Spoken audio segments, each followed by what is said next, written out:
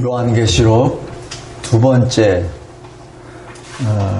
1장 9절부터 20절까지 말씀을 보겠습니다.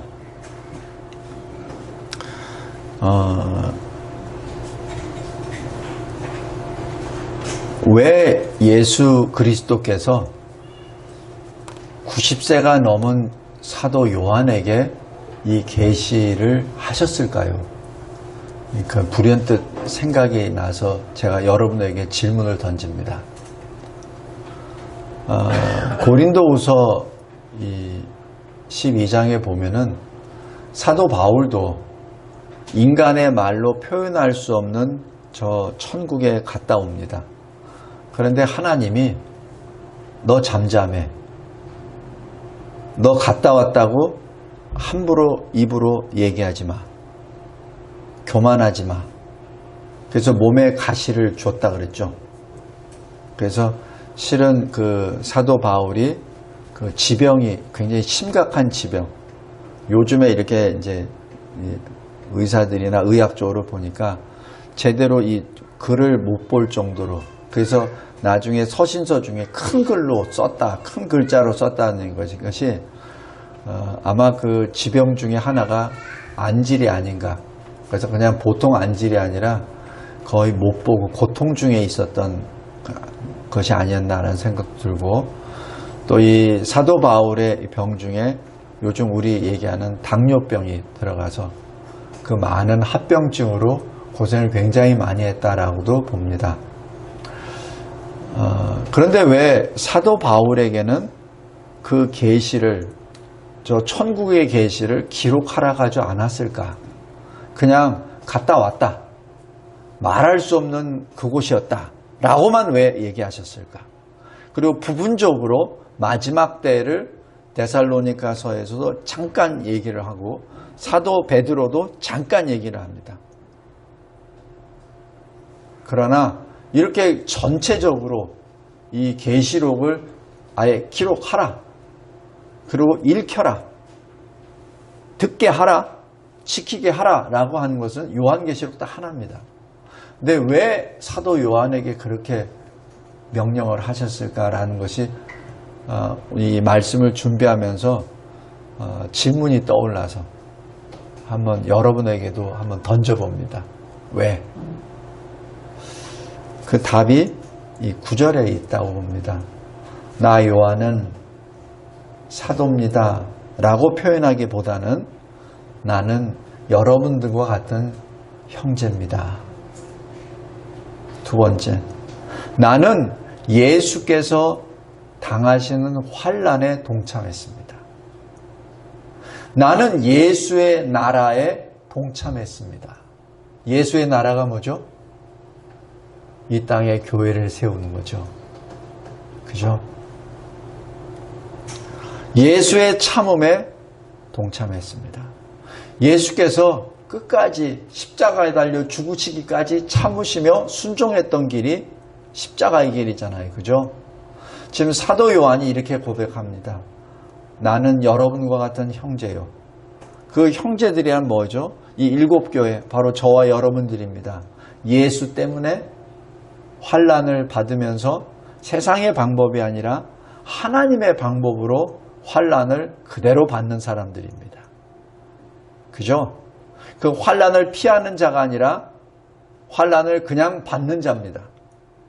그리고 그것을 결코 두려워하지 않고 오히려 기쁨과 감사함으로 그 환난을 받는 자입니다. 지금 그렇게 표현합니다. 그게 어떤 환난이라고요? 예수님이 받으신 환난. 예수님이 십자가에 달려 죽으시는 그 환난을 모르셨어요? 아셨죠? 이 세상에 오시기 전부터 아셨죠? 성도 여러분, 주님은 다 아셨어요. 그리고 그 길을 걸어가십니다. 자기 제자 중에 한 사람이 자기를 팔 줄도 아세요. 그래서 다 얘기하시잖아요. 그죠? 다 얘기하시잖아요. 그 얘기는 예수님이 다 아신 거예요. 근데 환난을 피하셨나요?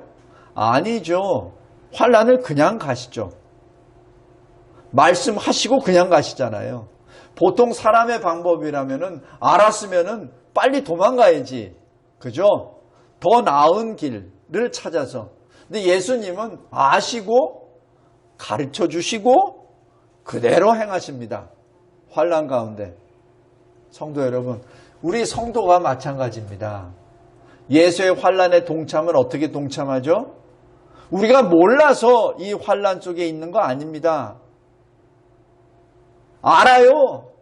이렇게 가면 환난을 받는다는 거 알아요. 그런데 갑니다. 왜? 주님이 부르셨으니까. 주님이 가라고 했으니까. 그죠?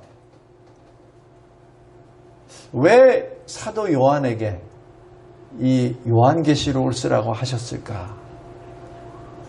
이 환난을 걸어갔었던 살아있는 유일한 사도였습니다. 다른 사도들은 다 순교했죠. 다 순교했습니다. 그리고 베드로 사도, 아마 베드로 사도가 제일 난이 많은 상태에서 순교를 당했을 텐데, 그리고 사도 바울도 마찬가지 로마에서 순교를 당하죠. 그때 나이가 50대입니다. 아마 베드로는 바울보다 한 10년 정도 더 나이가 많다고 생각해요. 그냥 제 생각에. 그래서 베드로 한 60대에 순교당하지 않나 봅니다. 그리고 나머지 사도들은 각자 자기가 받은 사명지에 가서 복음을 전하다가 다 죽습니다. 순교를 당합니다. 근데 유일하게 요한 사도만 90이 넘을 때까지 끝까지 살려주십니다. 그리고 이제는 예수를 증거하다가 사형수로 정치범으로 붙잡혀서 반모라는 섬으로 이제 영원히 요새로 얘기하면은 무기징역을 받고 그리고 언제 죽을지 모르는 그 상태에 지금 떨어지게 된 것이죠. 예수의 환난 몰라서 아닙니다. 알지만 걸어갔었던.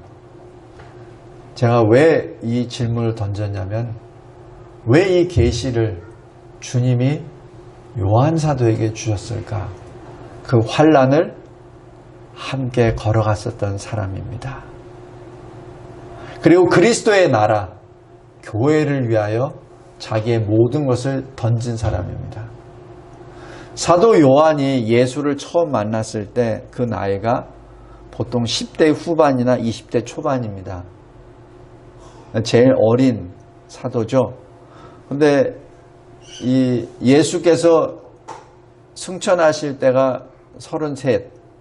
그러니까 사도 요한의 나이는 20대 초반. 그리고 지금 이 요한계시록을 기록할 때가 90대. 그러니까 근 70년 동안 이 길을 걸어온 겁니다. 그래서 제가 제 인생을 한번 돌이켜 봤어요.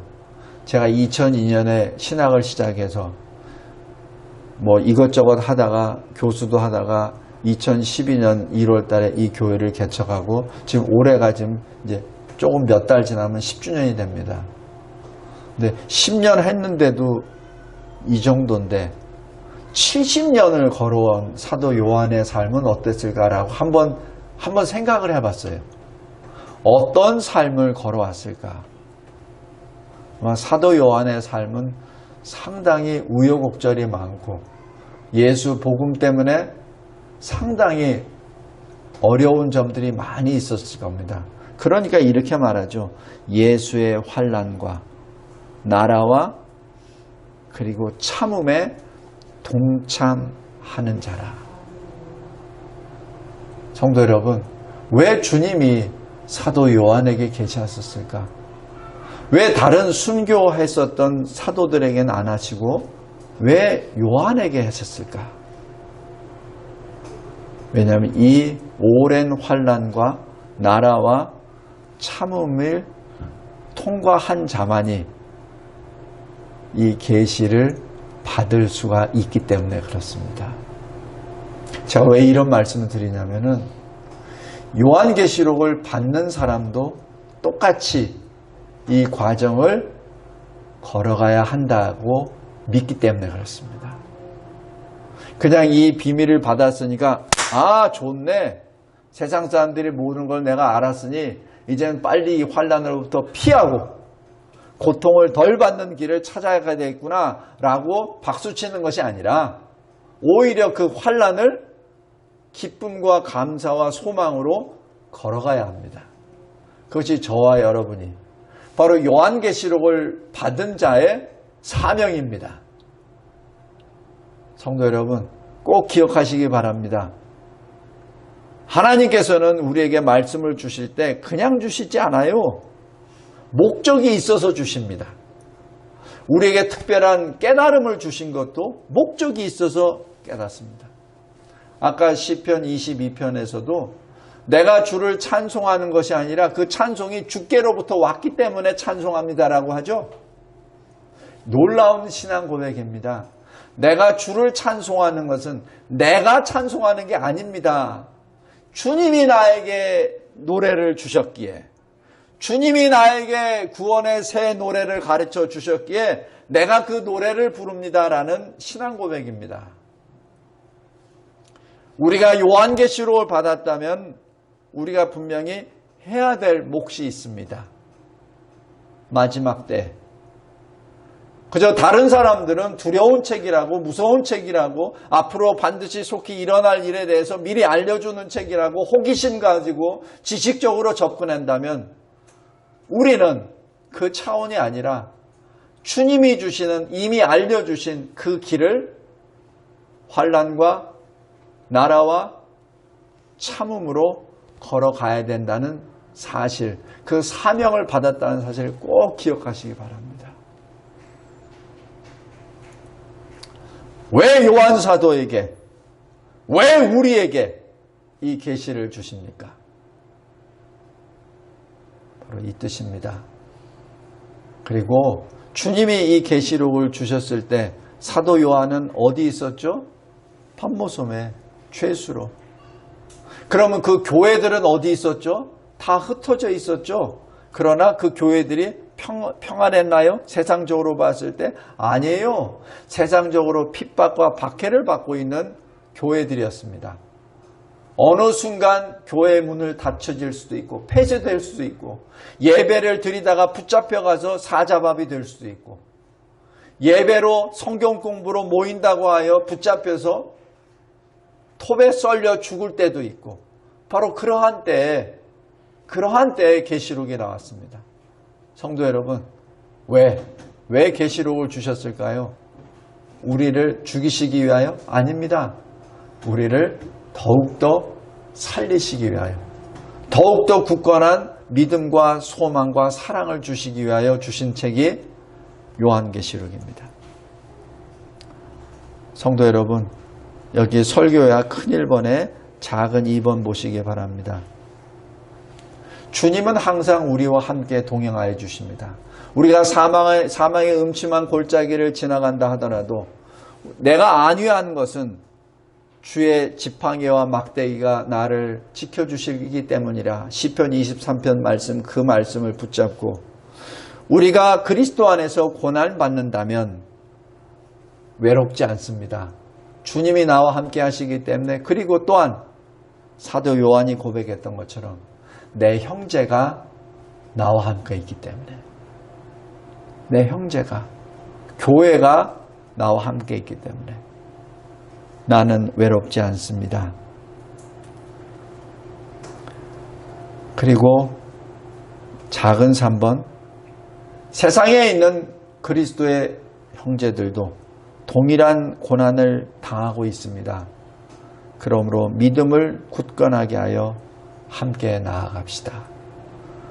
베드로전서 5장 9절입니다. 그래서 저는 참으로 이 시대 우리 고신총회에서 이 발표를 한 것을 기쁘게 여깁니다. 제가 잠깐 읽어드릴게요. 코로나 패닉 상황 하에서 혼란스러운 예배에 관한 문제를 이 총회 차원에서 결의를 했습니다. 4가지로. 첫째, 예배는 하나님께 드리는 것으로 영상 예배, 비대면 예배는 비성경적이다. 감사합니다. 우리 교회는 벌써 이것을 주장한 지 2년 됐잖아요. 그죠?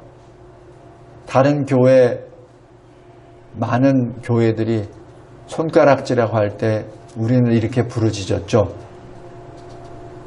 둘째, 예배에 참석할 수 없는 피치 못할 상황, 병원, 요양병원, 해상 근무 등에 있는 분들은 영상의 도움을 받을 수 있다.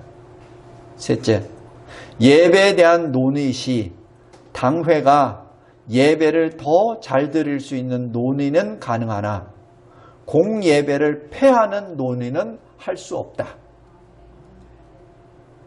마지막 넷째, 예배에 관한 일체의 변경사항은 언론이나 당국의 발표가 아니라 총회의 공식 통보를 따른다. 참으로 감사합니다. 그리고 하나님께 경배를 드립니다. 그런데 좀 아쉬운 것은 왜 다 지난 다음에 이런 결의를 하냐고요.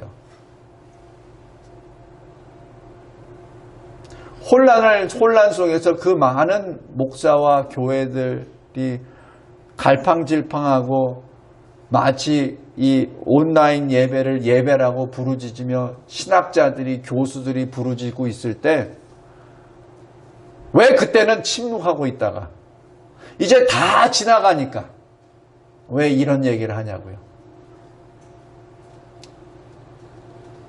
머리로는 다 알고 있어요. 인터넷으로 하는 것이 예배가 아니라는 거 다 알고 있어요. 근데 그것을 실천으로 하려고 보니까 뭐가 좀 캥기니까 침묵하고 있다가 이제는 모든 것이 다 지나가고 이제 2년 동안 다 지나고 나니까 일반 성도들도 다 알게 되었거든요. 그러니까 총회로 이렇게 발표한 것입니다. 그래서 한편으로는 감사합니다. 한편으로는 씁쓸합니다. 성도 여러분, 진리는 변하지 않습니다. 그리고 진리에 속한 자는 진리를 말하는 자가 아니라 진리를 행하는 자입니다. 알고 행하지 않는 것은 그건 죽은 거죠. 그죠? 행함이 없는 믿음은 뭐죠? 시체잖아요. 야고보서 나왔던 것처럼. 성도 여러분, 요한계시록에 기록되어 있는 그 말씀을 그냥 이 머릿속에 탑재시키기 위해서 읽지 마십시오. 요한계시록의 그 말씀을 내 마음판에 새기고 그 환난 가운데 그리스도의 나라를 위하여 함께 소망으로 인내하기 위하여 나아가는 저와 여러분이 되기를 바랍니다. 두 번째, 10절에서 12절 성령의 감동을 받고 주의 날에 사도 요한이 요새 말로 하면 천국으로 올라갑니다. 그리고 주의 큰 음성을 듣게 됩니다. 이 큰 음성이란 뭐죠? 소리가 크다는 것도 되지만 분명한 발음입니다. 애매모호한 발음이 아니라 분명한 발음이요. 내가 못 들었습니다. 내가 착각했습니다. 라고 변명하지 못할 분명한 말씀입니다. 그리고 그 음성은 천지를 창조하신 그 음성입니다. 흑암이 있을 때 빛이 있으라 하시는 그 음성입니다. 그 음성으로 인하여 빛이 창조되었죠. 바로 그 음성이 사도 요한에게 임하신 것이죠. 언제? 주의 날에. 주님이 부활하신 날. 바로 사망 권세를 이기시고 죽은 자 가운데서 부활하신 그 주님의 날에. 그 주님의 날이 언제죠? 오늘입니다. 바로 우리 신약시대의 안식일이라고 믿고 있는 주의 날, 주일이 바로 오늘입니다. 그래서 신약시대에는 구약의 성도들이 지켜졌던 그 토요일이 아니라 그래서 주의 날, 주일을 예배드리는 날, 또 주님의 집으로 가는 날, 성도들을 만나는 날, 교제하는 날이라고 그렇게 정합니다.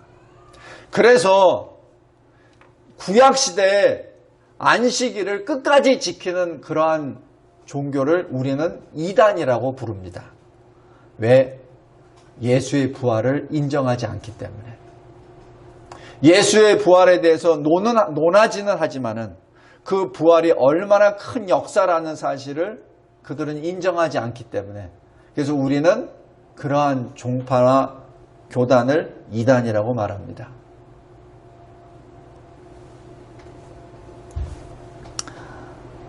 여기 설교야 큰 2번에 작은 2번입니다. 하나님은 계시하시기 전에 성령으로 감동케 하십니다. 성령으로 감동케 하십니다. 왜냐하면은 베드로 후서에도 나와 있지만은 성령의 감동함을 받은 자가 하나님으로부터 받은 것이 말씀, 성경입니다.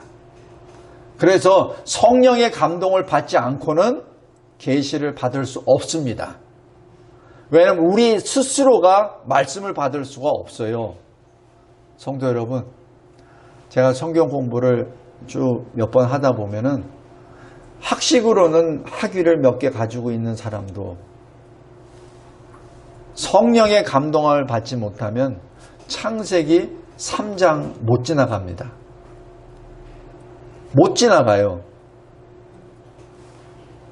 1장, 2장, 1장에서도 꺼덕꺼덕 하다가 2장 설명하면 마지못해서 듣다가 3장에서는 그 자리를 뛰어나갑니다. 제가 그 경험을 몇 번 했어요. 공부 많이 한 사람들이에요. 근데 그것을 지나가지를 못합니다. 왜? 성령의 감동이 없기 때문에. 지식적으로 받아들일 수 없기 때문에. 특별히 공부 많이 한 사람들은 자기 그 지식이 여기에 신이 되어버렸기 때문에 받아들이질 못합니다. 요한 사도에게 이 계시록을 주시기 전에 먼저 성령의 감동함을 주십니다. 그것이 10절입니다. 그리고 큰 3번 12절부터 16절입니다. 큰 소리로 말씀하십니다. 7교회에 전하라. 그래서 그 소리를 듣고 몸을 돌립니다. 그 얘기는 뭐죠?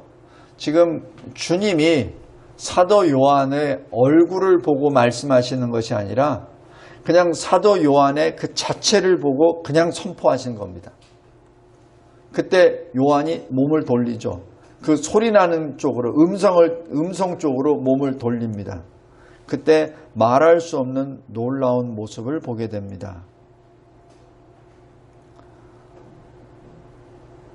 금촛대, 촛대 사이에 인자 같은 이, 그리고 형용할 수 없는 모습들이 나옵니다. 이 모습이 어떤 모습이죠?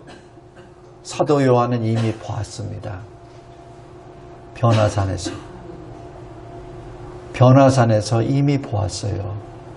바로 그 변화산에서 보았던 주님의 영화로운 그 모습을 그때는 무슨 개념인지도 몰랐어요. 20대 초반. 사도 요한은 뭔지 몰랐습니다. 그러나 이제 90대가 돼가지고 이제 70년의 사역을 하고 난 다음에는 그 영화로운 모습이 어떤 모습인지 이제는 보이게 된 것이죠. 이제는 보게 된 것이죠. 성도 여러분, 바로 그것이 신앙의 성숙입니다. 예수님의 모습이 바뀌었을까요? 아니에요. 변화산의 영화로운 그 모습과 지금 여기에 있는 예수의 그 모습은 똑같은 모습입니다. 그러나 이해하는 자가 바뀐 거죠. 신앙이 바뀐 것이죠. 그러다 보니 그냥 두리뭉실하게 변화산 사건에서는 그냥 이 세상의 그 무엇보다도 신 모습으로 영화로운 모습으로 나타났다라고만 보았던 그 예수님이 이제는 사도 요한에게는 70년 목회 사역을 하고 난 다음에 환난과 나라와 그리고 오래 참음을 통과한 그 사도 요한의 눈에는 이제는 그 모든 것이 의미가 있다는 것을 알게 된 것이죠. 어떤 의미죠? 머리와 털의 희기가 흰양털 같다. 승리와 성결입니다. 그 눈은 불꽃 같다. 그 눈은 바로 심판의 눈입니다. 그 눈을 누구도 막을 수 없죠. 누구도 자기 죄를 가릴 수 없습니다. 그 말은 풀무불에 단련한 빛난 주석 같습니다. 그의 대적을 그대로 밟아서 없애버립니다. 창세기 3장 15절에 여인의 씨 후손이 너 사탄의 머리를 없애버릴 거라고 하는 그 말씀이죠. 그 말씀의 실제가 바로 주님의 주석과 같은 발입니다. 그리고 16절에 오른손에 7별 그리고 입에선 좌우 날선검이 나오죠. 성도 여러분, 하나님이 무엇으로 창조하셨죠? 말씀으로. 근데 그 말씀이 이제는 검으로 나타납니다. 무엇이죠? 그 심판입니다. 말씀이 창조하셨고 말씀이 구원하셨고 말씀이 심판하십니다. 주님이십니다. 그리고 그 얼굴은 해가 힘있게 비칩니다. 성도 여러분, 여기 촛대 사이로 지나간다 그랬어요. 예수님이 말씀하시죠. 그 촛대는 교회라. 성도 여러분, 꼭 명심하시기 바랍니다. 우리는 촛대입니다. 우리가 촛불이 아닙니다. 우리가 불이 아니에요. 우리는 촛대입니다. 불을 담는 그릇이죠. 그죠? 불은 그리스도이십니다. 그리스도의 복음입니다. 우리가 자칫 잘못해서 우리가 무엇을 빛을 발한다고 생각하는데 착각입니다. 우리는 빛을 받았고 그 빛을 반사할 따름입니다. 우리가 찬양합니까? 아닙니다. 주님이 찬양을 주셨기에 받은 노래를 찬양하는 것이죠. 이것을 착각해서 내가 전도했으니까, 내가 교회를 세웠으니까 착각하지 마십시오. 내가 선교했으니까 아니에요. 내 안에 계시는 주의 영이 교회를 세우고 선교를 하는 것이죠. 나는 촛대죠. 나는 그릇입니다. 나는 도구죠. 아무것도 아닙니다.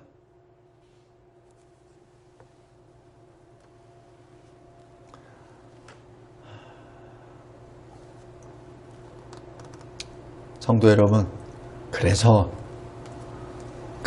우리는 금보다도 더 성결해야 합니다. 금은 환난이라는 불이 닥치면 녹아버려요. 우리는 그 금보다도 더 정결한 성결한 존재가 되어야 합니다. 여기서 한 가지 두려운 말씀을 한 가지 보겠습니다. 여기 20절 보면은 7 촛대는 7 교회, 7 별은 7 교회 사자라고 했습니다. 바로 교회의 사자 누구죠? 목사입니다. 목회자입니다. 그것을 주님이 뭐라고 하시냐면 별이라고 하셨습니다. 별은 참으로 존귀한 존재입니다. 하늘에 있고, 그죠? 밝게 빛이 나고. 근데 그 별이 별의 위치에 있지 아니하면 수치를 당합니다. 별이 별의 위치에 있지 않으면 수치를 당합니다. 우리 여기 요한계시록 12장 한번 보세요.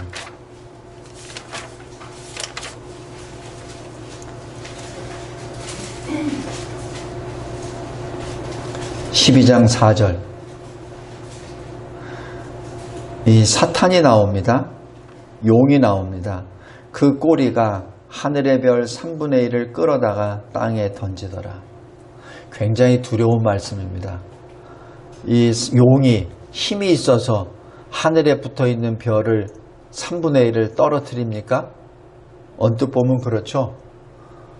근데 꼬리가 별을 건드렸죠. 왜? 별이 내려와 있으니까. 별이 원래 그 자리에 있으면은 용이 아무리 꼬리를 흔들어도 안 다쳐.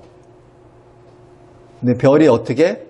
자기 자리를 떠나 밑으로 내려오니까, 추락해 있으니까 용이 꼬리로 흔들어 버리면 별이 떨어지죠. 이 시대에 교회가 수치를 당하고 교회 지도자들이, 목회자들이 수치를 당하는 이유가 바로 여기에 있습니다. 자기 자리를 지키지 아니하고, 자기 자리를 지키지 아니하고 별인데 그 자리에서 떠나 땅에 가까이 오니 용이 흔들어 버릴 때 땅에 처박혀 버리죠. 이마에는 별이라고 붙어 있습니다. 이마에는 목회자라고, 신학 교수라고, 저명한 교수라고, 유명한 목회자라고 붙어 있죠. 그러나 그 자리를 떠났기 때문에 용이 꼬리로 던져버립니다. 굉장히 두려운 말씀입니다. 성도 여러분, 우리도 마찬가지입니다. 일반 성도들도 마찬가지예요. 자기 자리를 잘 지켜야 됩니다. 자기 자리를 지키지 아니하면 이렇게 수치를 당합니다. 하나님은 이 세상을 심판하실 때 성소부터 시작하신다 그랬어요. 그죠? 성전부터 시작하십니다. 교회부터 시작하십니다. 이 마지막 때에 교회가 먼저 수치를 당하죠? 교회가 먼저 폐쇄를 당하죠? 목회자들이 먼저 수치를 당하죠? 이유가 다 있습니다.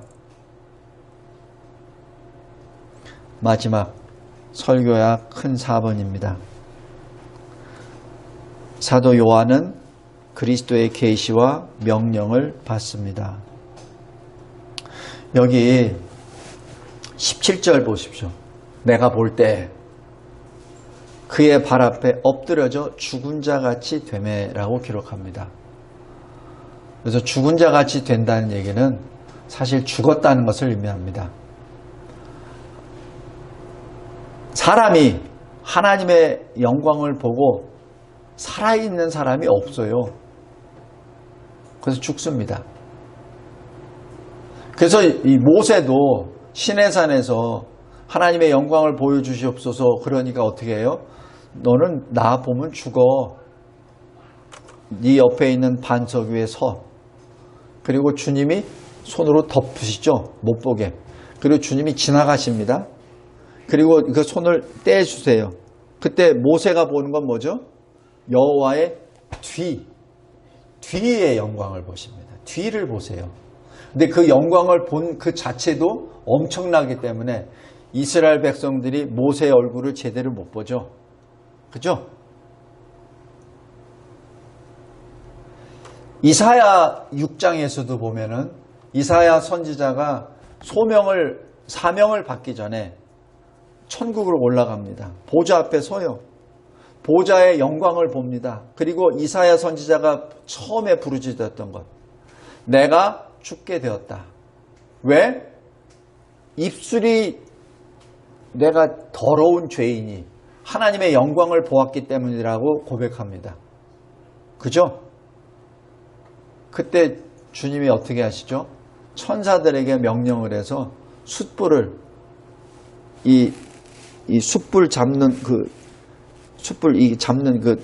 거를 가지고, 왜냐면 천사도 그 숯불을 못 만집니다. 그러니까 그 집게로 잡아서 날아가서 이사야의 입술에 딱 대죠. 그러면서 주님이 하신 말씀, 너의 죄가 사해졌다라고 말씀합니다. 그래서 어떻게 되죠? 이사야가 새 생명을 받죠. 그리고 사명을 받습니다. 오늘 여기 요한 사도도 마찬가지입니다. 내가 죽은 자 같이 됐다라고 얘기한 것은 실은 죽었다는 것을 의미합니다. 그런데 이것이 계속해서 이 이 영적인 이 교통이 계속 이루어지기 때문에 이렇게 표현한 겁니다. 근데 주님이 어떻게 하시죠? 오른손을 내게 얹고 그것을 다 느낀다는 얘기죠. 이렇게 말씀하십니다. 두려워하지 말라. 나는 처음이요 마지막이라. 나는 영존하는 살아있는 하나님이시니라 라고 선언하십니다.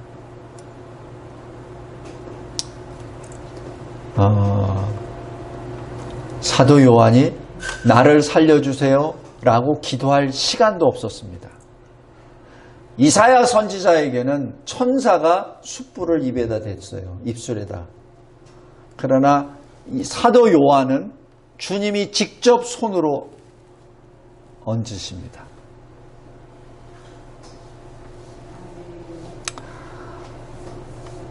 성도 여러분, 여기서 주님이 하신 말씀, 나는 처음이요 마지막이라. 여기서 나는이라고 하는 그 자체, 이 헬라어로 에고 에미 이 자체, 이 영어로 하면 그냥 I am입니다.